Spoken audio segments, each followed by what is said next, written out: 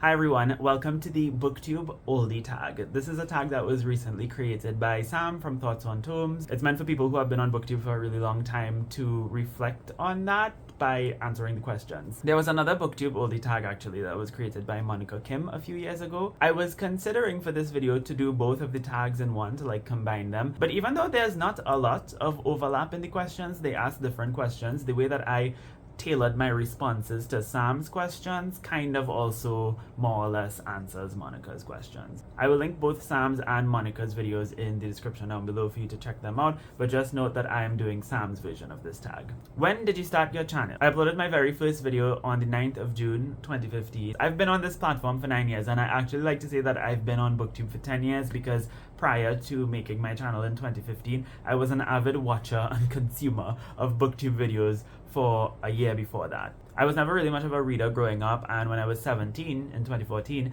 I went to this Muslim children's orphanage thing in Gasparillo, and they had all these vendors selling these things, basically raising funds for the orphanage. And there was this one lady who was selling books, and she was selling Nancy Drew books, and I decided to just buy them and read them for whatever reason. I bought them, I read them, I loved them, and I'm like, okay, I need to read some more, but that's, not for like children. So I got into reading mystery for a little while. I was reading Agatha Christie and Sidney Sheldon, and I started looking up reviews of those books on YouTube, and that's how I discovered Booktube. And that's how I ended up starting my channel. It was a review of Written in the Stars by Aisha Saeed, which I'll talk about in just a second. What were your staple videos when you first started your channel versus now? I did the basic kind of Booktube content, wrap-ups, TBRs. I also did a lot of like participation in readathons, like there was Booktubeathon and eventually Tome Topple, and so I used to do the TBRs and the wrap-ups, and I used to try to do vlogs, and I feel that I don't think I've ever been successful at any readathon, but I enjoyed them so much. There was a point in time where I transitioned to making predominantly discussion videos because I like to talk, as you could probably tell. Those videos are really what catapulted my channel into like semi-popularity. Like my most viewed videos till this day are my discussion videos. Right now my thing is just doing reading vlogs. I'm doing reading vlogs in lieu of wrap-ups, and I'm also just recording bits and bobs of my life and shoehorning them in there. What was your favorite book the year you started your channel versus now? So 2014, the year that I actually started reading and started watching Booktube, my two favorite books of the year, it was a tie, were We Were Liars by E. Lockhart and The Diviners by Libba Bray, and you could not get away from these two books in 2014. Everybody was talking about them. We Were Liars is kind of interesting because it went through a bit of a renaissance recently. It was very popular on Booktube in 2013, 2014, and then it sort of faded away. And for some reason, because of TikTok in the last 2 years, like it blew up, and the author wrote like a prequel, was it? I reread it recently when it sort of became hyped again, and I didn't quite love it as much as I did the first time. The Diviners by Libba Bray though, this one stands the test of time because I also reread this book recently, and I loved it even more than I did the first time. So I started reading in 2014, started booktubing in 2015, and then in 2016 I read what would become my favorite book of all time. And since 2016, it's now been, I can't believe it's almost been 8 years since I've read this book. This is still my favorite book. And it's of course A Tale for the Time Being by Ruth Ozeki. And this is another book that was introduced to me because of Booktube. Specifically because of Adri from Perpetual Pages. They talked about it in a video back in 2016.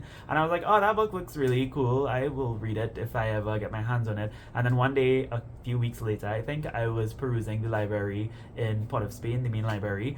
And I came across this book. And I was like, wait, that's the book that Adri was talking about. And so I picked it up, I borrowed it, I read it, and it changed my life. How has your reading and the reading trends of the community changed since you started your channel? This question kind of has two parts, so I'll go with like my reading first. And I actually kind of made a video about this last year. Coincidentally, it was my last like real discussion video where I talked about why I don't read YA anymore. And I was talking about the fact that I predominantly read YA. Like when I first started my channel, like YA was mostly, I mean, hello, okay? This was what was popular back on Booktube back in the day, so that was what I was interested in reading mostly. But after like trying out different types of YA in those first 2 years of my reading, I realized what my niche was, and that was young adult contemporary novels that centered around social issues, cultural issues, history, politics, that kind of stuff. And I talked about this in the video that I did last year, but what I came to understand was that I was reading essentially what was the young adult version of literary fiction, which is now predominantly what I read. In terms of the reading trends of the community, this is difficult for me to answer because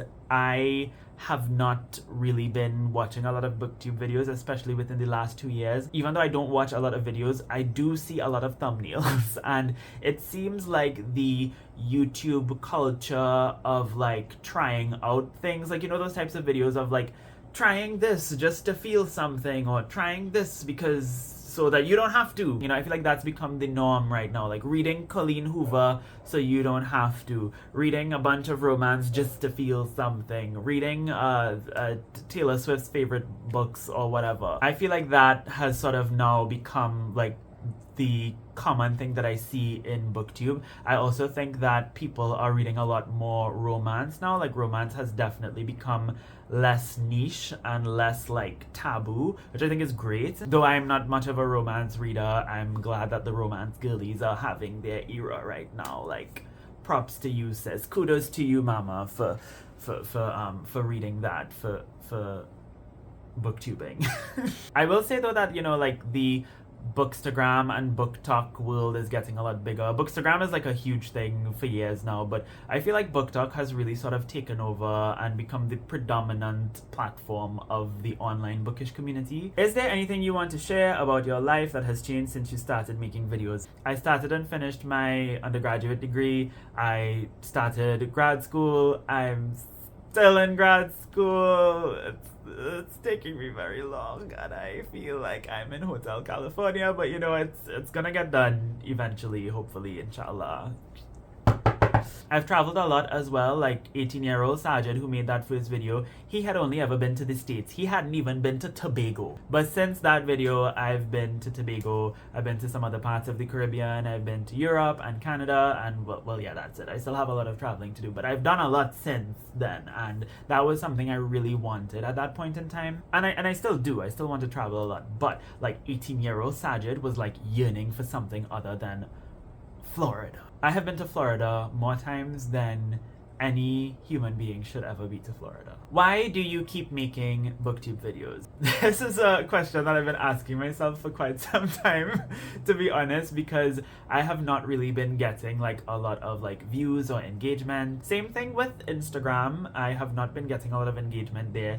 The most engagement I've gotten in the past year has been from TikTok, but that's just because that algorithm is wild and completely different, and also it hasn't really been on book content. There was a point in time where I felt like I just need to quit because this is not working, and the reason why I felt like it wasn't working was because I internalized this idea that I was a social media content creator. Like that's who I thought I was. That's who I thought I became. But when I started booktube, that's not why I started booktube. I started it because I wanted community. I wanted engagement. I wanted to talk to people. I had no aspirations about my channel growing and becoming big or getting more than a couple hundred views per video. But then when you start getting those numbers and those subscribers, and you start watching other people and their numbers and their subscribers, and you start seeing all of the trends, you know, it's very easy to get caught up in the social media culture of being this sort of individualistic person that's building a brand, and you kind of forget the collective and community purpose that you had when you initially started. At least for me, you know? I say you, I don't know who you is. I pick it up if the shoe fits, but I'm talking about me. And it was bothering me up until recently when I had to actually ask myself this very question. Like, why do you keep posting on YouTube and Instagram? Like, why are you still pursuing this thing even though you're not getting the level of engagement, and even though you know you don't have the capacity to create the kind of content that will get that level of engagement, if it even does? And I know that it's because I started my channel for the purpose of community, but the reason why I continued doing it, and this is not something I realized or I was really able to articulate until recently, is that I really just love to create. A lot of the things that I have done in my life have been creative things, and I've never really realized that, because we have this tendency to assume that art and creativity looks like a few specific iterations. I now intend to look at my content creation online not as like this sort of social media, building a brand, building a platform, getting views, getting followers, getting deals or sponsorships. Like, I'm no longer viewing it as that, and I never got views or sponsorships or any of those things or deals or anything. Nobody ever asked me for nothing. Of a square space.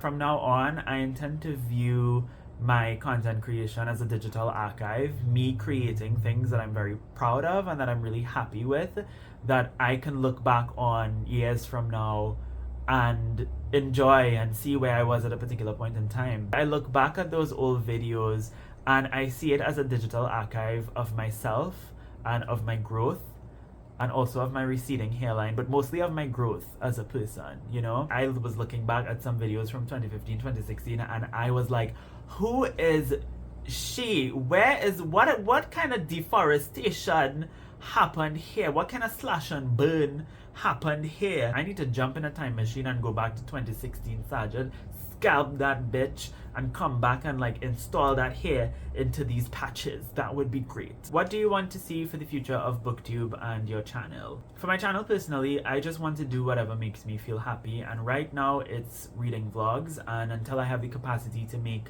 other types of content, like I do want to do more deep dive type of videos. I do want to do more video essays and discussions like I used to do in the past, but for now the vlogging works. For the community in general, I kind of have to agree on Sam with this. I want to see us, as much as I do want to do those sort of like conceptual type videos, I do want to see us go back to some like easier content, and yeah, just more community. Like, I miss the readathons. We used to do the top 5 Wednesday stuff.